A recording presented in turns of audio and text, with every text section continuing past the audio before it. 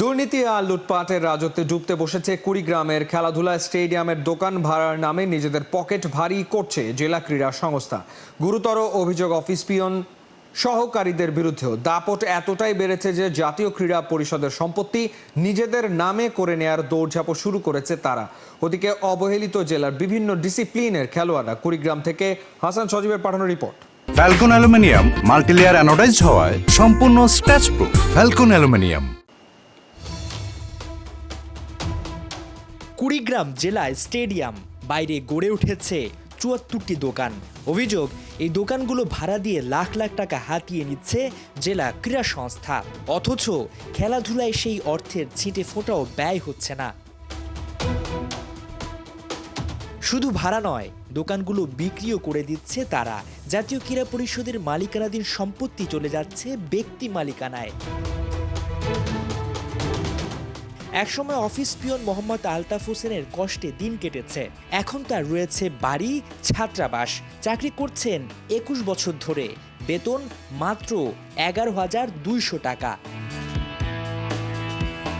পরিচয় গোপন রেখে ফোন দিলাম সেই আলতাফকে। একটি দোকান ভাড়া নিতে চাই আমরা। প্রথমে ফোনে যোগাযোগ, এরপর সামনাসামনি। তিনি জানালেন চাইলে ১০-১২ লাখ টাকায় দোকান কেনাও সম্ভব। দোকান তো এখন খালি নাই। খালি কেনার হয়তো কথা নাই, বেশি সময় লাগে না, হয়তো বেশি হবে বা অনেকে পার্টি খুঁজতেছে বা পার্টি পায় নাই। বেচতেছে বলতে কি আমাকে কিনতে হবে পুরো দোকান নাকি? হ্যাঁ, আপনার দোকান কিনতে হবে একবার, কিনে যাবে তুমি এক কালীন। এক কালীন কত বছর? আপনি যতদিন মানে ঘর আপনার ১০০ বছর অব্দি। ও ১০০ বছরের জন্য আমি কিনে ফেলবো? হ্যাঁ, কিনে নেবেন। ডিড হবে কার নামে? আপনার নামে ডিটেল হবে। এবার খেলা যুগের ক্যামেরার মুখোমুখি জেলা ক্রীড়া সংস্থার সেই অফিস পিয়ন। জানতে চাই কিভাবে দোকান ভাড়ার নামে তা বিক্রি করলেন আলতাফ। আমার নিজস্ব একটা দোকান ছিল, ওই দোকানটা আমি বিক্রি করছি ৬ লাখ টাকা। ৬ লাখ টাকা দিয়ে? ৬ লাখ লোন বিক্রি করছি। আর ইসলামী ব্যাংক থেকে লোন করছি হলো ৮ লাখ টাকা। সরকার পতন হওয়ার আগে এটা অনুমোদন হয়। আপনি ৬ লাখ টাকা লাভ করছেন, তাই তো? আমি ২ লাখ টাকা ফান্ডে জমা দিয়েছিলাম, ৪ লাখ টাকা আমি। এটা তো ৬ লাখ টাকা সর্বনিম্ন বিক্রি হয়। আমরা ৮ লাখ টাকা ১০ লাখ টাকা বিক্রি হয়। কত বছরের জন্য? যতদিন মানে আপনার বলা ১০০ বছর বলা হয়। জাতীয় ক্রীড়া পরিষদের সম্পত্তি আপনি কিভাবে বিক্রি করেন? এই মাঠটা তো জাতীয় ক্রীড়া পরিষদ, আপনি কিভাবে বিক্রি করেন? এটা শুধু নাম পরিবর্তন হয়। নাম না, আপনি তো ভোগ করতেছেন, তাই না? ভোগ করতেছি। তার নাম পরিবর্তন হোক, যাই হোক, আপনি তো ৬ লাখ টাকা লাভ করছেন। হ্যাঁ হ্যাঁ হ্যাঁ। অফিস সহকারী গৌরাঙ্গ কুমার অধিকারীও দোকানের মালিক। ৪০ বছর ধরে চাকরি করে ১৪,৫০০ টাকা করে বেতন পান তিনি। শুরুতে নানা বাহানা দেখালেও শেষমেশ স্বীকার করেন কত টাকা দোকান ভাড়া পান। একটাই পাওয়া যায় না তো, ওইটা দোকান আপনারা কথাবার্তা হইলে মাথা খারাপ। একটাই পাওয়া যায় না। কেন পাওয়া যায় না? কেন? মগের মূল্য আপনারা এখানে কাজ করেন, করলে যে আমাকে ফ্রি দেবে না? ফ্রি তো দেবে না, দোকান তো দোকান দিবে। দোকানটা নিছেন কিভাবে? তেল দিয়ে কি আমি দাবি করে নিছি, আমি চাকরি করি, আমাকে একটা ঘর দেন। বিক্রি করছি স্টাম্পের মারফতে এভিডেন্ট করি নাম বলতে। আপনি যেভাবেই করেন, আপনি কি বিক্রি করতে পারেন? তা জানি না। কেন জানবেন না? আপনি তো অবশ্যই জেনে শুনেই করছেন। অনেকে করছে বিধা আমিও করছি। অনেক অপরাধ করছে যেন আপনি অপরাধ করছেন। অনেকে করছে বিধা আমি করছি। আপনি আমাদেরকে মিথ্যা কথা বললেন কেন? কই মিথ্যা কথা বললাম ভাই?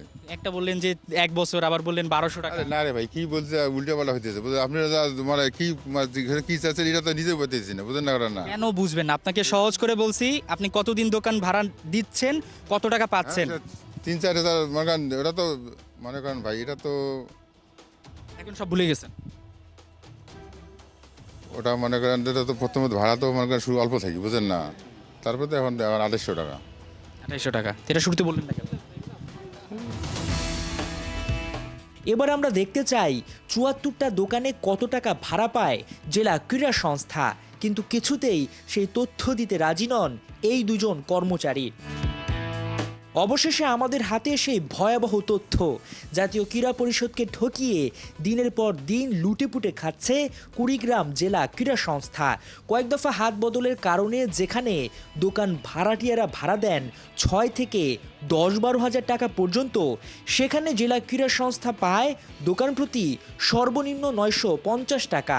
সেই হিসেবে প্রতি মাসে ৭৪টা দোকান থেকে মাত্র ১,৩৯,৪০০ টাকা ভাড়া পায় জেলা ক্রীড়া সংস্থা।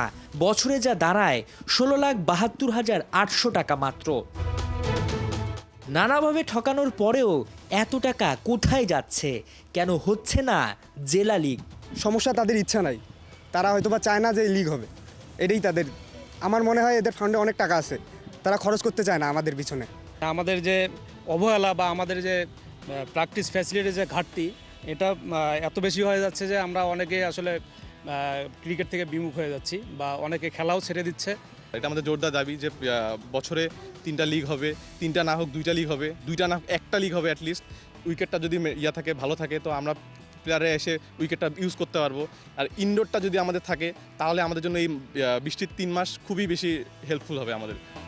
মাঠ আছে, আছে সম্ভাবনা, আছে পর্যাপ্ত অর্থনৈতিক সাপোর্টও, তারপরেও চেয়ারে থাকা লোকদের অবহেলা, অব্যবস্থাপনা আর দুর্নীতিতে ধ্বংসের পথে কুড়িগ্রাম জেলার খেলাধুলা। যেহেতু আমরা আর্থিকভাবে সচ্ছল, আমরা এখানে কর্তৃপক্ষ ইচ্ছা করলে বছরে একটা খেলা ইজি করতে পারে। আপনি একটা জিনিস মনে রাখবেন, আমি পড়াশোনা করব কিসের জন্য? পরীক্ষা দিতে হবে, পরীক্ষা দিয়ে আমি ভালো ফলাফলের আশায়। এখানে যদি পরীক্ষার ব্যবস্থা না থাকে, আমি ফলাফলটা প্রকাশ করব, আমার প্রতিভা প্রকাশ করব কোথায়? হাসান সজীব, ৭১, কুড়িগ্রাম।